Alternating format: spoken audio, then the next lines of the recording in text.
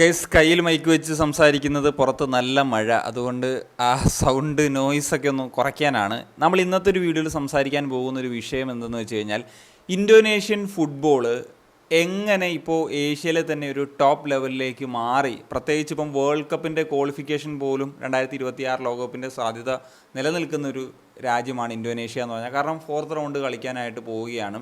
അവിടെ അവർക്ക് സാധ്യതകൾ സ്റ്റിൽ ഉണ്ട് എന്ന് പറയുന്നൊരു സാഹചര്യത്തിലാണ് നിൽക്കുന്നത്. അപ്പം എന്താണ് അവർ ആ ഒരു സക്സസ് എന്ന് പറയുന്ന ലെവലിലേക്ക് എത്തിയത് എന്നുള്ളൊരു വിഷയം നമ്മൾ തീർച്ചയായിട്ടും സംസാരിക്കേണ്ടതാണ്. സക്സസ്സിലേക്ക് വരുന്നതിന് മുമ്പ് അവർക്കൊരു മോശപ്പെട്ടൊരു അവസ്ഥ ഉണ്ടായിട്ടുണ്ട്. അത് നമുക്ക് ആദ്യം ഒന്ന് സംസാരിക്കണം. അതിൽ നിന്ന് കരകയറിയാണ് ഇപ്പോൾ അവർ ആ ഒരു നിലയിലേക്ക് എത്തിയത് എന്നുള്ളതാണ്. എന്താണ് ആ മോശപ്പെട്ട അവസ്ഥയെന്ന് വെച്ച് കഴിഞ്ഞാൽ മിസ്മാനേജ്മെൻറ്റ്. ഫെഡറേഷൻ്റെ കാര്യം തന്നെയാണ് പറയുന്നത്. കറപ്ഷൻസ്, അതിലുണ്ടാകുന്ന പൊളിറ്റിക്സ്, മാച്ച് ഫിക്സിങ് തുടങ്ങിയിട്ടുള്ള ഒരുപാട് പ്രശ്നങ്ങൾ ഇന്തോനേഷ്യൻ ഫുട്ബോളിനെ വല്ലാതെ വലച്ചിട്ടുണ്ട്. അതുകൂടാതെ ഇപ്പം ലീഗ് ഒരു കയോട്ടിക്കായിട്ടുള്ള സിറ്റുവേഷനിലൂടെയൊക്കെയായിരുന്നു അന്ന് കടന്നു പോയിക്കൊണ്ടിരുന്നത്.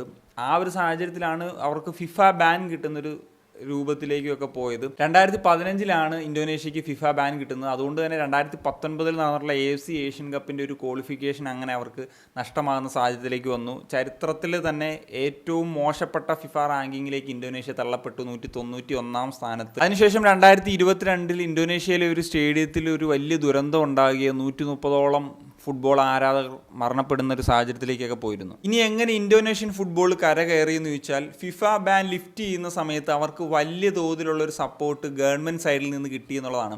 അവരുടെ പ്രസിഡൻ്റായിട്ടുള്ള ജോക്കോ വിഡോഡോ വലിയ തരത്തിൽ ഫുട്ബോളിനൊരു പിന്തുണ കൊടുക്കാനായിട്ട് തീരുമാനിച്ചു എന്നുള്ളതാണ്. ഇന്ത്യൻ ഫുട്ബോൾ ഫെഡറേഷൻ്റേതുപോലെ തന്നെ കറപ്ഷനിൽ മുങ്ങിക്കടന്നിരുന്ന ഇന്തോനേഷ്യൻ ഫുട്ബോൾ ഫെഡറേഷൻ്റെ പ്രസിഡന്റ് സ്ഥാനത്തേക്ക് എറിക് തോഹിർ എന്ന് പറഞ്ഞിട്ടുള്ള ഒരാൾ വന്നു. ഇനി ആരാണ് ഇദ്ദേഹം എന്ന് നോക്കുമ്പോൾ ഇന്തോനേഷ്യയുടെ സ്റ്റേറ്റ് ഓൺഡ് എന്റർപ്രൈസസ് മിനിസ്റ്റർ കൂടിയാണ്. പൊളിറ്റീഷ്യൻ മാത്രമല്ല, ഒരു ബിസിനസ്മാൻ കൂടിയാണ് എറിക് തോഹിർ. മാത്രമല്ല അദ്ദേഹത്തിന് ചില ഫുട്ബോൾ കണക്ഷൻസും ഉണ്ട്. മുൻപ് അദ്ദേഹം ഇന്റർ മിലാന്റെ ഉടമസ്ഥനായിരുന്നു. മാത്രമല്ല MLS ക്ലബ്ബായിട്ടുള്ള DC യുണൈറ്റഡിന്റെയും ഉടമസ്ഥനായിരുന്നു. നിലവിൽ ഇംഗ്ലീഷ് ചാമ്പ്യൻഷിപ്പ് കളിക്കുന്ന ഓക്സ്ഫോർഡ് യുണൈറ്റഡിന്റെ ഉടമസ്ഥനാണ് ഇദ്ദേഹം. ഒരു ഇന്തോനേഷ്യൻ ക്ലബ്ബിലും അദ്ദേഹത്തിന് ഇൻവെസ്റ്റ്മെൻറ്റുകളുണ്ട്. ഇങ്ങനെ ഒരു വ്യക്തിത്വം ആയതുകൊണ്ട് തന്നെ എങ്ങനെ ഒരു ഫുട്ബോൾ അഡ്മിനിസ്ട്രേഷൻ മുന്നോട്ട് കൊണ്ടുപോകണമെന്ന് കൃത്യമായിട്ടുള്ള ധാരണ ഉണ്ടായിരുന്നു ഇദ്ദേഹത്തിന്. അതുമാത്രമല്ല, ഇതേപോലത്തെ ഒരാൾക്ക് ഫെഡറേഷന്റെ തലപ്പത്തിരുന്ന് കറപ്ഷൻ നടത്തേണ്ട ആവശ്യവുമില്ല. ഇദ്ദേഹം വന്നതോടുകൂടി ഓപ്പറേഷൻസ് ഒക്കെ വളരെ ട്രാൻസ്പെറന്റ് ആയി. AFCയും ഫിഫയും ഒക്കെ ആയിട്ട് നല്ല ബന്ധം വെക്കാനും ഇന്തോനേഷ്യൻ ഫുട്ബോൾ ഫെഡറേഷൻ തുടങ്ങി എന്നുള്ളതാണ്. അതിനുശേഷം അവർ ഏഷ്യയിൽ പ്രൂവ് ചെയ്തിട്ടുള്ള കോച്ചസിനെ ഹയർ ചെയ്യാനായിട്ട് തുടങ്ങി. അതിൻ്റെ ഒരു ഏറ്റവും പ്രധാനപ്പെട്ട ഒരു മൂവായിരുന്നു ഷിൻ ടേ യങ് എന്ന് പറഞ്ഞിട്ടുള്ള സൗത്ത് കൊറിയൻ നാഷണൽ ടീമിൻ്റെ കോച്ചായിരുന്നു അദ്ദേഹം. അദ്ദേഹത്തെ ഇന്തോനേഷ്യൻ അണ്ടർ-20 ടീമിൻ്റെ കോച്ചാക്കുക എന്ന് പറയുന്നൊരു തീരുമാനത്തിലേക്ക് എത്തുന്നത്. ശേഷം അദ്ദേഹം അണ്ടർ-23 ടീമിൻ്റെയും സീനിയർ ടീമിൻ്റെയും പരിശീലനായിട്ട് മാറി എന്നുള്ളതാണ്. അദ്ദേഹം വന്ന ശേഷം അണ്ടർ-20 ടീം AFC അണ്ടർ-20 ക്വാളിഫിക്കേഷൻസ് തുടർച്ചയായി 2 വട്ടം നേടി. 2024 AFC അണ്ടർ-23 ഏഷ്യൻ കപ്പിൽ ആദ്യമായിട്ട് യോഗ്യത നേടുകയും സെമി ഫൈനൽസ് കളിക്കുകയും ചെയ്തു. മാത്രമല്ല, ഇന്തോനേഷ്യൻ ഫുട്ബോൾ യൂത്തിൽ എത്രത്തോളം ഇൻവെസ്റ്റ് ചെയ്യുന്നു എന്നുള്ളത് കാണിച്ചു തരാനായിട്ട് 2023 25 ഫിഫ അണ്ടർ-17 വേൾഡ് കപ്പിലും അവർക്ക് യോഗ്യത നേടാൻ സാധിച്ചു. പിന്നെ ഒരു പ്രധാനപ്പെട്ട കാര്യം ചെയ്തതെന്ന് വെച്ചാൽ ഒറിജിൻ പ്ലേയേഴ്സിനെ അവർ കൊണ്ടുവന്നു എന്നുള്ളതാണ്. അതിന് ഇപ്പം ഗവൺമെൻറ് സപ്പോർട്ട് നല്ലതുപോലെ ഉള്ളതുകൊണ്ട് കാര്യങ്ങൾ വളരെ സ്പീഡപ്പ് ആയിട്ട് നടന്നു.